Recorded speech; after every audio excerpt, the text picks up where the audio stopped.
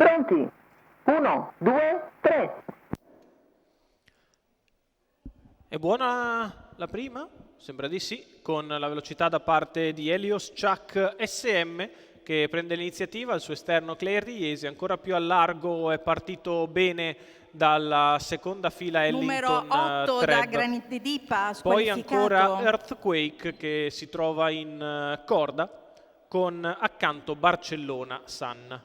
Si viene al passaggio davanti alle tribune con Claire Di Jesi che insiste e tende a passare nei confronti di Helios Chuck SM che dà strada dopo un quarto passato in 37.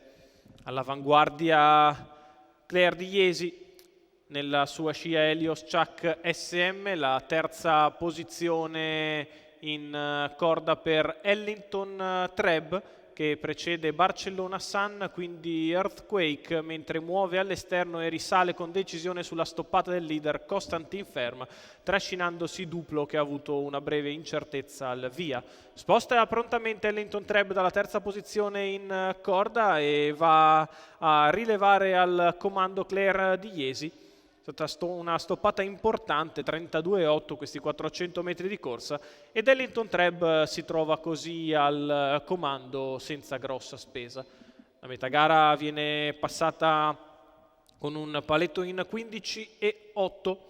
Si viene al passaggio davanti alle tribune con Ellington Treb in vantaggio nella sua scia Claire Di Jesi, all'esterno Barcellona Sun che precede Constantin Ferm, terza pariglia esterna per Duplo. In corda Claire Di Jesi precede Helios Chuck SM, gli altri perdono qualche battuta. Sulla piegata di destra si prosegue così con una frazione veloce però adesso, con Ellington Treb che ha accelerato in progressione. C'è un 32 per questi 400 metri di corsa. Constantin Ferm prova a scoprirsi in terza corsia ma per il momento non si impegna. Ancora più a largo Duplo, intanto Ellington Treb inizia a provare a staccare i rivali. La retta di là in 15,3, Ellington Treb in vantaggio nei confronti di Claire Di Jesi, poi Helios Chuck SM, all'esterno non progredisce nessuno, all'ingresso della dirittura d'arrivo Ellington Treb in chiara evidenza nei confronti del resto dei rivali.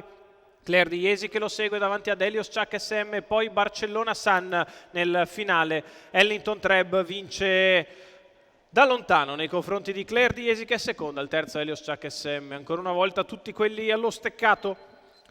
1.17,3 il ragguaglio cronometrico per la vittoria di Ellington Treb. Matteo Zaccherini, preciso in salchi all'allievo di Aniello Vitagliano, i colori della scuderia Limitless. Tutto facile per il figlio di Brillantissim e Money Money B che si impone in percorso di testa dopo essere andato a sfilare dopo 700 metri nei confronti di Claire Di Jesi che lo segue al secondo posto, al terzo Helios Chuck SM.